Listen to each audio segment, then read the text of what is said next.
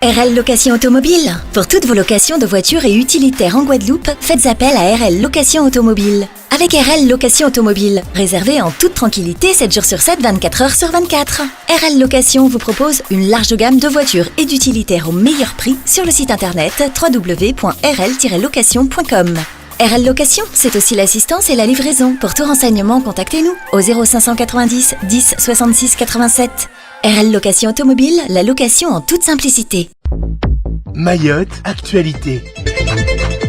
Pour l'édition du jour politique, les Antilles réclament plus d'autonomie. Cavani, la situation se dégrade. Marchands de sommeil, grève des taxis en petite air et nous finirons avec la protection des poulpes. Mais tout d'abord, à la une de ce journal, le voyage du président de la République en Guyane. Les élus réclament plus d'autonomie. Les départements d'outre-mer sont actuellement en pleine effervescence. Le président Macron est en visite en Guyane où les élus locaux réclament un statut d'autonomie similaire à celui envisagé pour la Corse. La Nouvelle-Calédonie et la Martinique expriment également des désirs d'autonomie, cette dernière allant jusqu'à remettre en question l'utilité de la visite présidentielle sans annonce concrète. L'insécurité et l'accès à l'eau posent problème dans plusieurs départements d'outre-mer, notamment en Guadeloupe et à Mayotte. Les élus mahorais et la population demandent quant à eux une application plus stricte du droit commun français, en particulier dans le domaine social. Alors Mayotte irait-elle à contre-courant des autres DOM? En tout état de cause, la politique de gouvernance des DOM reste floue malgré les promesses du président de donner plus de liberté au territoire. Camp de migrants de Cavani, la situation continue à se dégrader. Le démantèlement du camp de Cavani n'a pas apaisé le quartier. Environ 200 migrants se retrouvent désormais errants autour du stade sans savoir où aller. Leur situation est catastrophique, pas d'eau, pas de nourriture, pas de toilettes. L'un d'entre eux témoigne, je cite, « Nous sommes abandonnés, nous ne pouvons pas retourner dans notre pays en guerre ». Fin de citation. Hier matin, profitant de l'installation de la foire Ramadan, les migrants ont occupé les tentes destinées aux commerçants et installées par la mairie de Mamoudzou. Plus loin, des mères de famille et leurs enfants ont trouvé refuge sur une terrasse d'un commerce. Le maire de Mamoudzou, Amdi Louaïdou Soumaïla, réagit fermement, je cite, « Cette situation est inacceptable. Nous allons prendre un arrêté et demander le concours de la force publique. L'enjeu est qu'ils quittent le domaine public. » Fin de citation. La situation est d'autant plus compliquée que 700 migrants ont élu domicile à Massimoni. Le maire prévoit une rencontre avec l'association Solidarité Mayotte pour mieux comprendre leur fonctionnement et comment gérer ce flux. Il est temps que chacun assume ses responsabilités. Le rideau de fer annoncé par le ministre Gérald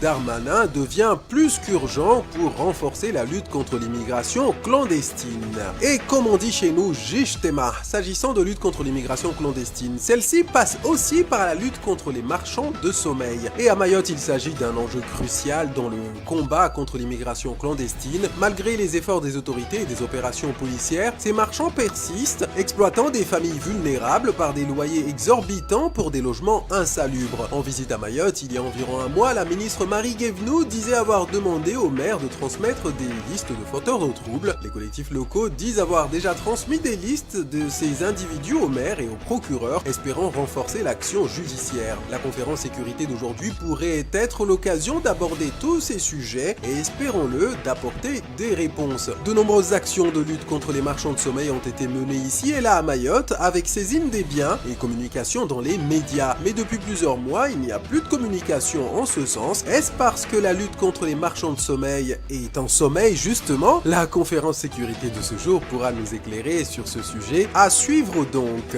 Grève des taxis en petite terre pour la suite de ce journal. Vous le savez, les chauffeurs de taxi de petite terre sont en grève. Hier, ils ont décidé de passer à la vitesse supérieure dans leur mouvement social en mettant en place une opération escargot. L'opération s'étendait du rond-point de Lem au rond-point Four à Chaud. Les passagers qui ont atterri à l'aéroport ont eu la mauvaise surprise de devoir prendre leurs valises à pied jusqu'à la barge pour rejoindre la Grande Terre. S'excusant pour la gêne occasionnée, le porte-parole des taxis, Bazaina, a expliqué que sur leurs revendications liées aux places de parking, je cite, « Nous n'avons pas suffisamment de place sur ce parking. On avait une trentaine de places et là, nous en avons à peine 16. Nous sommes 105 taxis en petite air avec une licence. C'est impossible de travailler avec cet emplacement trop petit. » Fin de citation. Et en plus de leurs revendications de compensation liées à la perte de chiffre d'affaires pendant les travaux, l'autre point de revendication portait sur les navettes mises en place par le conseil départemental. Or, selon un sondage réalisé par Quizy, 80% des répondants se disent favorables aux navettes en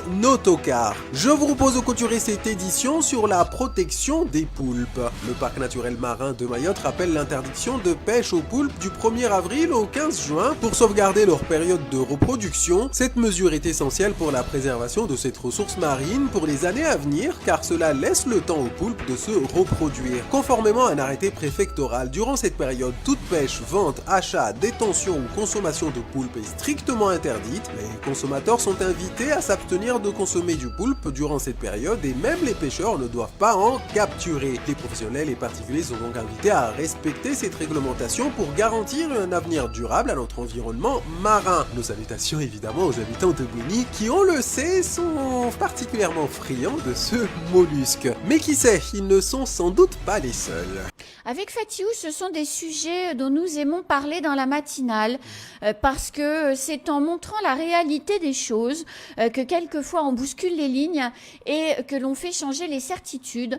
Et je vous laisse et je vous invite à regarder cette vidéo qui a été tournée par un résident. On est à proximité du terre-plein de Msapéré et vous voyez des gens qui viennent abandonner leurs déchets au bord de la route, leurs encombrants, ils s'en fichent complètement, ils déposent.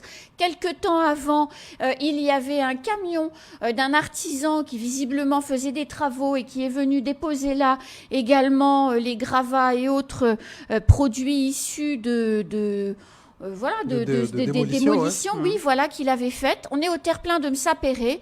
Tout ça à côté pour de la mangrove. Tout ça pour dire, de manière très très claire, que c'est sale parce qu'on rend les choses sales. Mais bien sûr.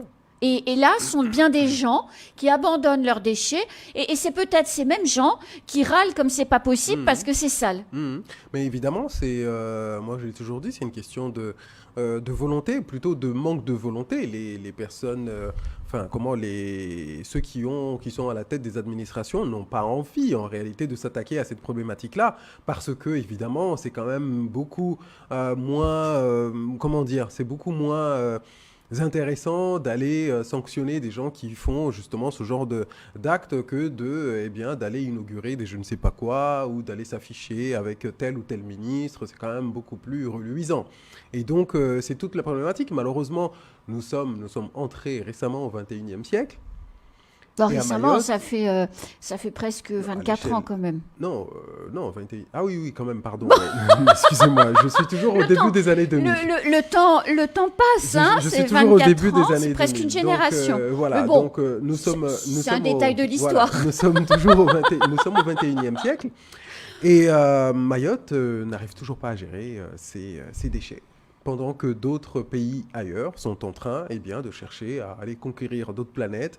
On est en train de chercher à conquérir l'espace. On se dit que la prochaine guerre se jouera dans l'espace et qu'à Mayotte, on n'arrive toujours pas à gérer les déchets. Et là, c'est bien l'irresponsabilité de tout un chacun. Ce n'est pas une défaillance du service public de collecte, quel que soit celui qui en est responsable.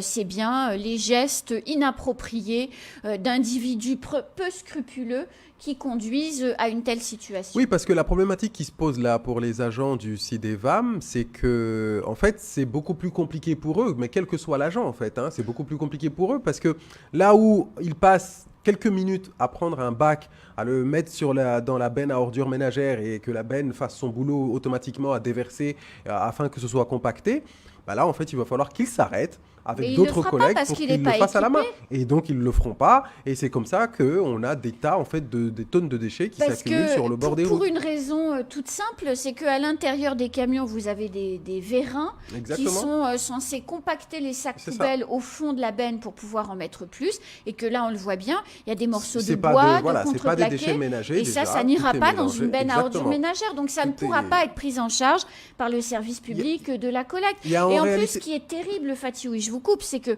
sur la CADEMA a été mis en place un numéro de téléphone pour les encombrants. Donc, quand on a un vieux meuble ou des trucs dont on veut se débarrasser, il suffit d'appeler. Oui, Bonjour madame, bonjour monsieur, est-ce que c'est possible? Comment ça se passe? On prend un rendez-vous ou on va déposer dans un endroit indiqué.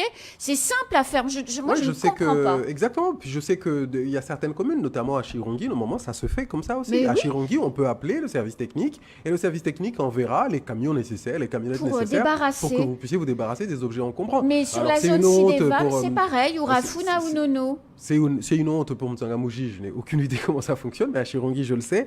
Et c'est vrai qu'il y a des communes comme ça qui ont pris ces initiatives afin d'éviter justement ce genre de problématique. Parce que là, en réalité, sur ces images, il y a deux problèmes. Il y a le mélange des types de déchets qui est absolument honteux, et il y a le fait que effectivement les déchets se retrouvent à même le sol. Exactement. Et ça complique la collecte Mais énormément. c'est un petit peu ce qu'on disait en début de semaine, Fatiou, sur les véhicules hors d'usage, où l'amende peut aller jusqu'à 1 500 € et qu'il ne faut pas de pitié, il faut verbaliser bien sûr, évidemment. pour contraindre les gens par l'argent à respecter un peu plus le travail des autres aussi, exactement. Et dans une situation comme celle-là, moi j'invite, là on est au terre-plein de Msapéré, donc Mamoudzou, j'invite le maire de Mamoudzou à prendre toutes les sanctions vis-à-vis des personnes. Alors je ne sais pas si c'est lui qui doit, oui normalement c'est lui qui doit le faire et pas la CADEMA, oui c'est le pouvoir de police, il appartient au maire, donc c'est à lui de le faire. Évidemment. Et j'invite la mairie de Mamoudzou à passer en mode de sanctions vis-à-vis de toutes ces personnes vraiment peu scrupuleuses et irrespectueuses de la mangrove, des autres, évidemment, de tout, du quoi. travail de tout le monde. Et même, je veux dire, là, on est en train de faire pulluler un peu des agences du tourisme un peu partout dans toutes les intercos. Oui, mais à quoi Et encore ça une fois, sert, ça ne sert sérieusement strictement à rien parce que personne ne voudra venir ici pour voir nos tas de carcasses de véhicules sur le bord des routes, des déchets partout. Et c'est ce que tout le monde dit. Bien sûr. Tous les gens qui viennent à Mayotte, moi je l'ai dit à chaque fois, la première fois que je suis revenu à Mayotte en 2008, ce qui m'a choqué, c'est lorsque j'étais à l'aéroport et que j'ai vu en fait sur les toitures les espèces de poutres là, tout était sale. Et ça m'a vraiment frappé. La poussière qui s'était déposée dessus, c'était l'ancien aérogare. Et ça, c'est choquant pour toi. Alors imaginez, moi qui suis mahorais, j'arrive, j'étais choqué par la saleté. Alors imaginez quelqu'un d'autre. Enfin, je veux dire, personne ne viendra pour admirer de la saleté quand même. Puis au tas de gravats, vous rajoutez 2 ou 3 VHU en œuvre d'art superposés. Exactement. C'est une photo éblouissante de notre merveilleuse île. O News Radio sur outremernews.fr.